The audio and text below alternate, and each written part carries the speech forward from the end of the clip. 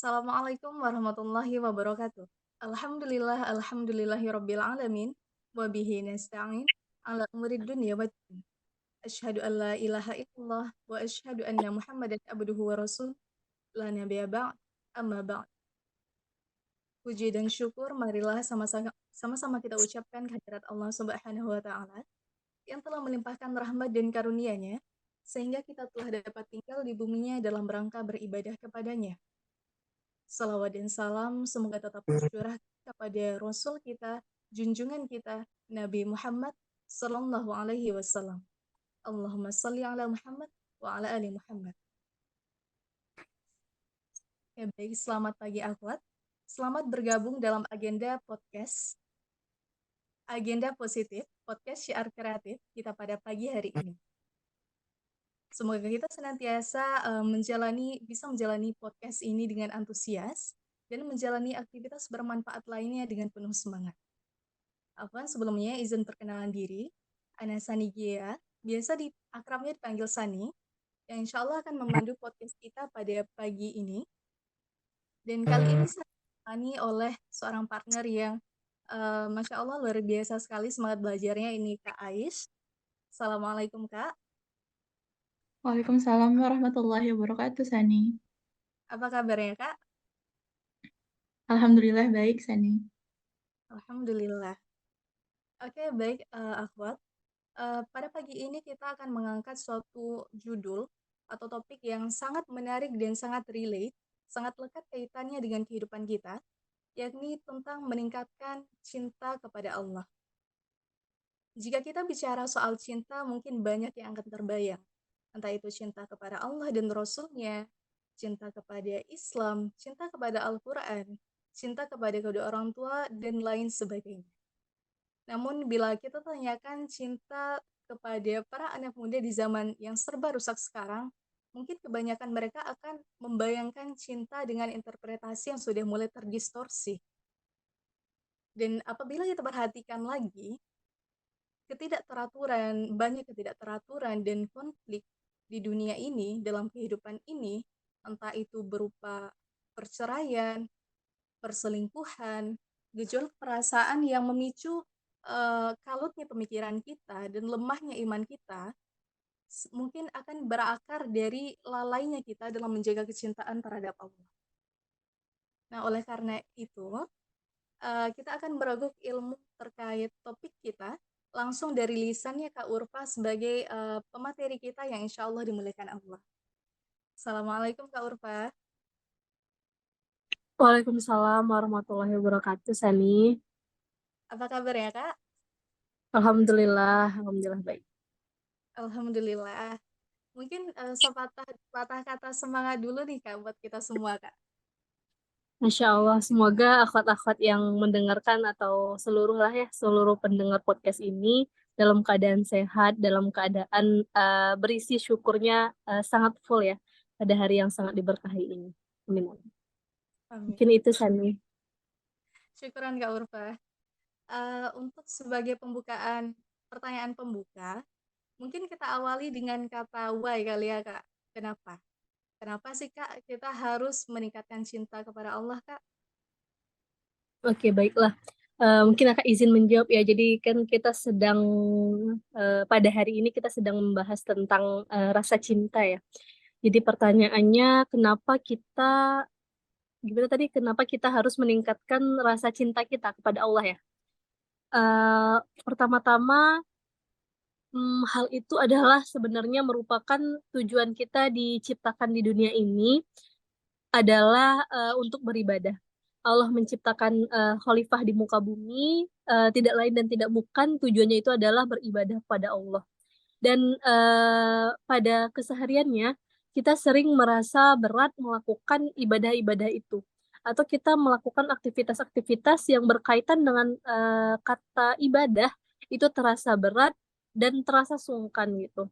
Nah, yang kedua adalah apapun yang kita lakukan teruntuk cinta biasanya akan mempermudah kita untuk melakukan sesuatu hal, apapun itu gitu. Kita biasanya suka rela melakukan ketika itu tuh berdasarkan rasa cinta.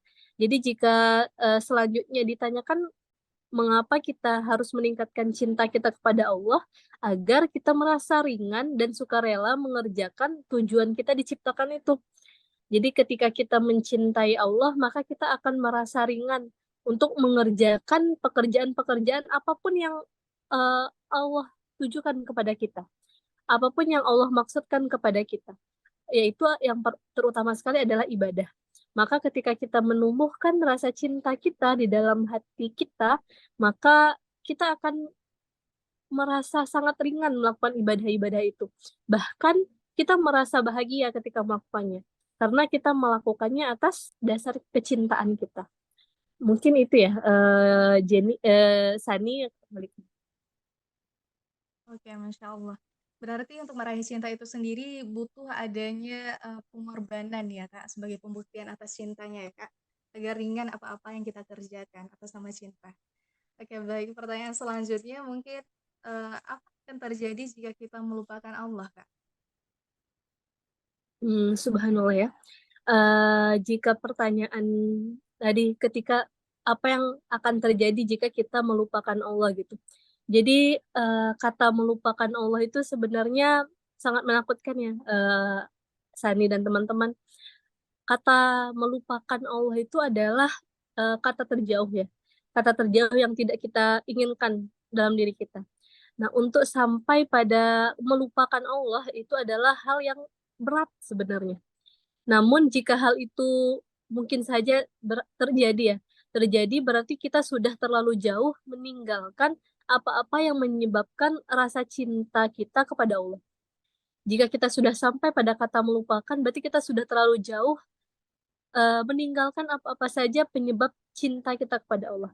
Contohnya, kita sudah tak lagi berusaha untuk beribadah, kita sudah tak lagi melakukan kebaikan-kebaikan, atau kita sudah tak lagi dekat pada orang-orang yang memiliki keimanan, atau kita sudah tak lagi mendengar kata Tuhan di sekitar-sekitar kita. Maka mungkin saja kita akan menjauh dan bisa jadi kita melupakan Allah. Karena pada fitrahnya saja manusia ini sangat membutuhkan Tuhannya. Fitrahnya manusia itu sangat membutuhkan Tuhannya, sangat bergantung dan menjadi tempat pulang. Begitulah fitrahnya manusia kepada Sang Pencipta. Dan jika ditanya apa yang terjadi jika kita melupakan Allah, maka kita akan kehilangan tempat bergantung tadi. Karena tujuan kepada Tuhan adalah tempat bergantung, membutuhkan, dan tempat pulang, maka kita akan kehilangan tempat bergantung kita. Dan tempat meminta pertolongan kita. Kita kehilangan itu. Dan yang paling kita takutkan adalah kita kehilangan tempat kembali atau tempat pulang kita. Maka ketika semua ini hilang dari kita akan merasa hampa dan merasa hilang kendali. Maka yang sering kita lihat ya, jika kita tanya kepada orang-orang di sekitar kita atau orang-orang yang mungkin katanya ateis dan lain-lain, sebenarnya apa yang mereka cari? Mereka pindah dari satu agama kepada agama yang lain. Mereka mengaku tidak bertuhan. Mereka menentang apapun yang mereka yang masuk kepada mereka gitu. Mereka-mereka itu adalah orang-orang yang kehilangan tempat kembali. Mereka sesungguhnya sedang mencari ketenangan. Jika kita tanya apa yang mereka cari, mereka mencari kenyamanan, kedamaian, dan ketenangan. Tapi mereka memutuskan untuk tidak mempercayai Tuhannya. Maka sebenarnya mereka sampai kapanpun tidak akan menemui rasa ketenangan itu. Mereka tidak akan menjumpai rasa nyaman dan rasa tenang. Karena yang mereka tinggalkan adalah tempat ternyamannya. Yang mereka tinggalkan itu adalah tempat paling tenang dan tempat pulang mereka. Sehingga mereka akan terus mencari tanpa mereka akan mendapatkan apapun. Ketika mereka melupakan Tuhannya tadi. Dan ketika kita melupakan Allah ya, jika Allah dia lupakan juga gitu, maka dia akan sangat sulit menemukan rasa tenang tadi dan hadirlah rasa gersang. Kita akan merasa gersang, kita akan merasa hampa, dan itu akan terus-terus kita rasakan. Itu semua akan terus menyelimuti hati kita hingga kekeruhan-kekeruhan terus menghantui kita. Begitulah ketika tadi pertanyaannya, jika apa yang terjadi ketika kita melupakan Tuhan kita. Kita bagaikan hilang rumah ya. Kalau sekarang adik-adik atau ikhwah semua pergi merantau gitu ya. Ketika misalnya hari raya atau pada saat pulang semesteran gitu, maka kita udah tahu tuh mau pesan tiket kemana. Kita udah tahu mau pulang ke rumah yang mana. Kita sudah mengetahui bentuk rumah yang akan kita tuju itu bagaimana. Jadi kita misalnya kalau kita tinggalnya di Pariaman, maka kita udah langsung pesan tiket ke Pariaman. Kita nggak bakal bingung mau pesan tiket kemana ya, mau ke Pariaman atau ke Painan atau ke mana gitu. Kita nggak bakal bingung. Karena kita udah sangat tahu kemana tempat kita kembali. Tapi seseorang yang dia melupakan Tuhannya, atau dia melupakan tadi ya, misalnya dia melupakan kampung halamannya, dia bingung. Jangankan mempunyai pilihan, bahkan dia tidak tahu mau pergi kemana. Misalnya kalau kita kiaskan tadi kepada pulang kampung, yang harusnya kita pulang ke Pariaman, kita melupakan Pariaman, bisa jadi pertama-tama kita bingung mau Pariaman, Padang Pariaman, atau Painan ya. Gitu. Kita bisa jadi bingung mau pesan tiket yang mana. Atau bisa jadi lebih jauh lagi, tidak ada clue gitu. Bahkan kata Pariaman itu nggak ada lagi di kepala kita gitu. Mau kemana ya? Nggak tahu gitu. Padang itu nggak tahu lagi. Sumatera Barat itu nggak tahu lagi gitu. Kita udah tidak mempunyai opsi untuk pergi kemana. Itu semakin jauh ketika kita melupakan Tuhan kita tadi gitu. Maka orang ateis, dia sebenarnya ketika dia melupakan Tuhannya, dia sudah awal-awalnya dia akan bingung mau pindah ke agama mana lagi. Agama ini A, agama B, atau agama C. Sampai pada akhirnya dia tidak tahu lagi mau ke agama mana. Dia sudah tidak punya opsi agama lagi dan dia memutuskan dia tidak bertuhan. Maka itulah titik terberat ya. Titik terjauh kita sebagai manusia ketika kita melupakan Tuhan kita. Mungkin gitu Sani ya yang bisa Kak jawab. Oke, baik, Kak. Berarti kehidupan seorang insan yang jauh dari Tuhannya ini yang melupakan Tuhannya itu akan sangat terunta-lantung ya, Kak. Karena Ya sangat ya. sesuai fitrahnya tadi manusia ini sangat bergantung pada Tuhannya dan Allah lah tempat kembali.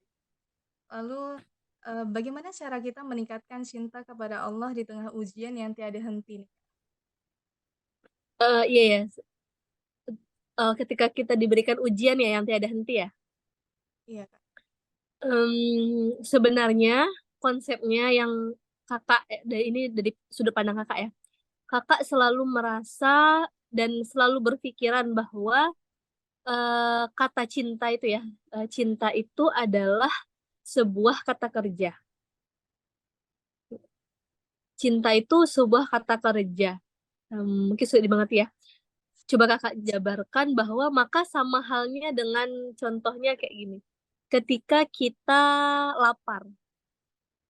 Ketika kita lapar, maka apa yang kita lakukan? Makan.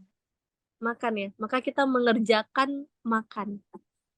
Nah, jika kita kehilangan cinta, maka kita sebenarnya pada saat itu harus mengerjakan cinta.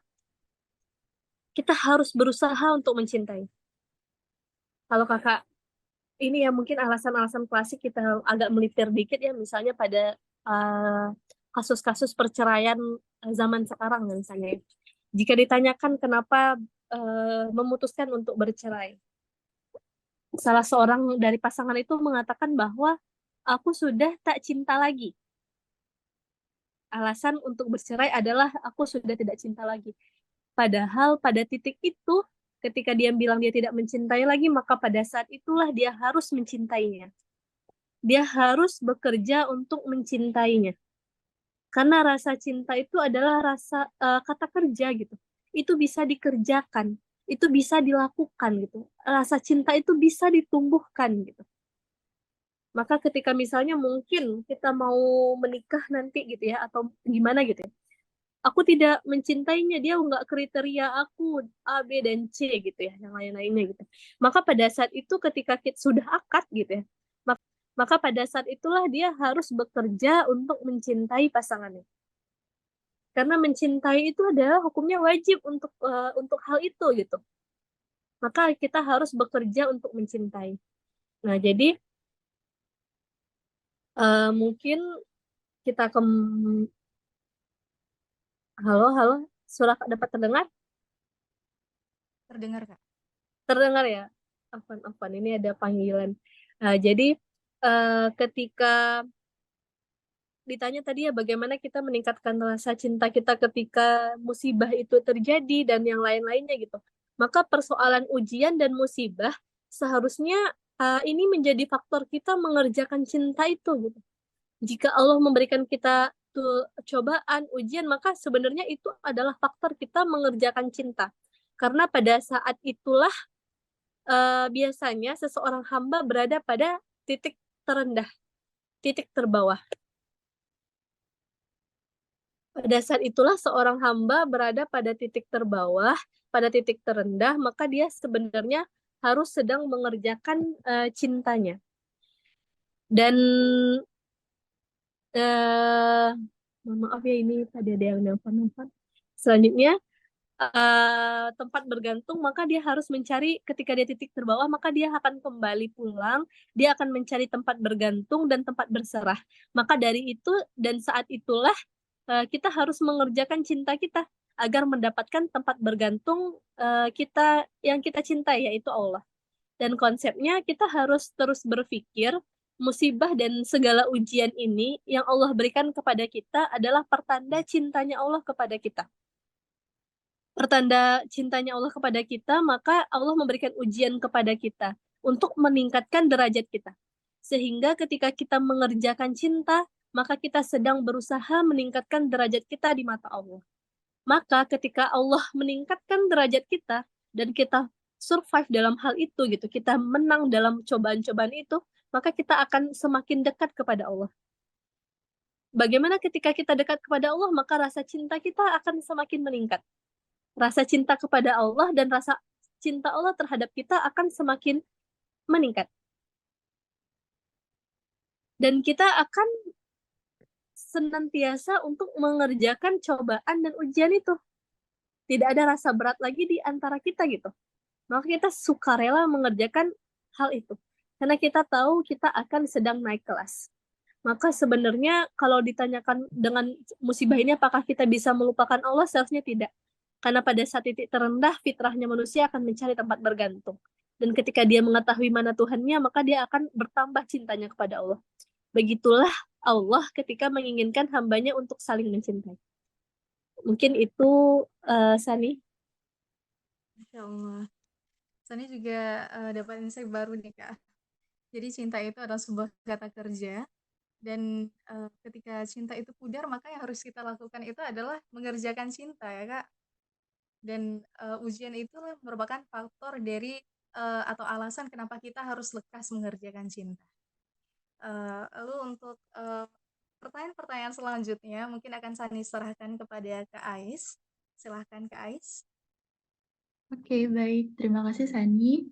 Baik, Kak, kita lanjut ke pertanyaan selanjutnya, yaitu menurut Kakak, apa aja sih bentuk cinta kita sebagai hamba, eh, bentuk cinta kita sebagai hamba itu kepada Allah?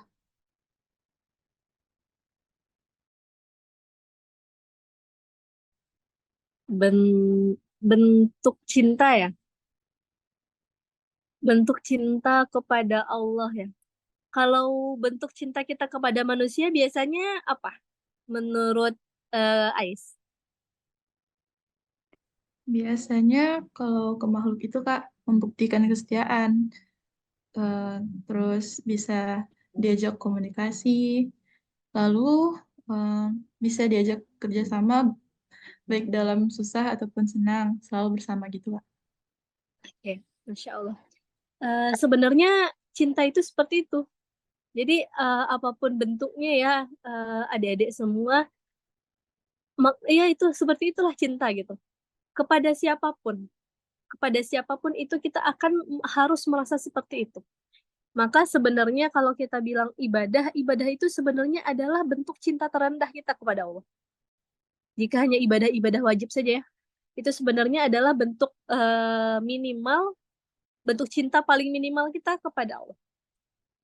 Nah, maka dilanjutkan misalnya ibadah yang disertai dengan iman. Dilanjutkan lagi dengan ditingkatkan lagi ibadah yang disertai dengan iman dan rasa cinta kita. Sehingga menghadirkan keridhaan.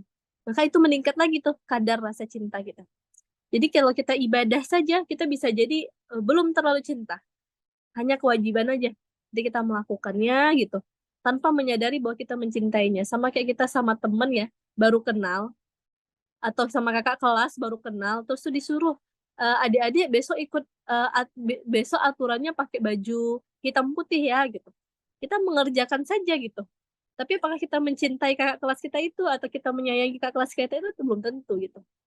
Namun ada suatu hari gitu kita memakai baju hitam putih itu untuk menyenangkan kakak kelas kita, tujuannya agar kakak kelas kita bahagia, agar kakak kelas kita merasa senang, happy, dan lain-lainnya. Maka kita udah naik tingkat rasa cintanya. Berbeda ya. Maka ibadah saja itu sebenarnya adalah cinta terendah gitu. Namun ibadah yang dihadirkan dengan iman, apalagi ibadah yang dihadirkan dengan iman, serta cinta yang melahirkan keridhaan, maka itu akan naik tingkat. Selanjutnya, itu contoh minimal ya dari rasa cinta tadi. Banyak hal yang bisa kita lakukan untuk menunjukkan rasa cinta kita kepada Allah. Banyak hal. Contohnya saja ketika kita mencintai manusia tadi, maka kita akan berusaha tadi melakukan apapun yang dia suka. Kita ingin menyenangkan dia. Maka kita mulai melakukan hal-hal yang ia sukai dan kita tidak akan melakukan apa yang dia tidak sukai. Kita akan memberikan barang-barang yang ia sukai atau bahkan yang mungkin ia sukai. Maksud kata mungkin ini kita belum tahu ya dia nih kira-kira suka nggak ya kalau dikasih ini. Tapi demi menyenangkan dia gitu, kita beli barang ini gitu. Aku mau beli barang ini untuk dia agar dia bahagia. Sepertinya dia suka. Sepertinya dia suka. Bahkan walaupun dia tidak katakan dia suka atau tidak, ketika kita memikirkan dia akan bahagia menerima itu, maka kita akan melakukannya. Itu manisnya rasa cinta ya. Coba adik-adik bayangkan ketika kita punya sahabat saja gitu ya. Kita ngelihat nih ya, lagi jalan-jalan di pasar, kita ngelihat ada sepatu yang bagus. Terus kita berpikir kayaknya sepatu ya dia di rumah itu tinggal satu dan udah rusak gitu.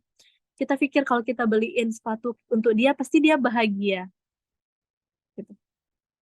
Ya, gitu kan sih? Atau aku pengen deh beliin dia sepatu gitu. Dan itu tuh bukan hanya untuk membuat dia bahagia, rasa cinta itu. Kita membelikan dia sepatu, membuat kita bahagia juga. Gitu. Nah, begitu rasa cinta itu. Ketika kita melakukannya, kita bahagia dan mengharapkan kebahagiaan kepada orang yang kita lakukan cinta itu. Sama seperti Allah. Apapun yang kita lakukan gitu, untuk Allah gitu. Dan kita bahagia melakukannya, dan kita mengharapkan Allah bahagia melihat kita melakukannya gitu. Maka itulah rasa cinta yang kita tujukan kepada Allah. Maka yang paling tepat adalah kita melakukan sebaik-baiknya perkara. Kita melakukan sebaik-baiknya perbuatan. Kita melakukan sebaik-baiknya amalan. Atau yang sering disebut dengan ahsanu amala. Maka ketika kita melakukan ibadah yang sebaik-baiknya. Jika kita melafazkan Al-Fatihah, maka kita melafazkan Al-Fatihah yang sebaik-baiknya, sebagus-bagusnya. Kita tidak mau ada salah dari kata Al-Fatihah itu. Kita melakukan sholat, kita tidak mau salah dalam setiap gerakan. Kita berusaha khusyuk dalam setiap detiknya. Kita melakukan semaksimal ibadah sholat. Agar apa? Agar Allah melihat kita. Agar Allah bahagia dan Allah cinta kepada kita. Dan ketika kita melakukannya, kita merasa bahagia. Sejauh ini dapat dimengerti atau terlalu berputar-putar? Insya Allah bisa, Kak. Bisa insya Allah dimengerti ya. Nah, maka dari itulah yang bisa kita lakukan untuk memperlihatkan cinta kita kepada Allah. Apa? Yaitu melakukan ibadah semaksimalnya. Apapun itu. Apapun yang kita lakukan di dunia ini, adik-adik dan ikhwas semua, lakukanlah secara maksimal. jangan mau melakukannya itu setengah-setengah. Ketika kita bersedekah, maka lakukanlah bersedekah dengan maksimal. Kakak tidak bilang ini bukan dengan berapa banyak harta yang kita sedekahkan gitu.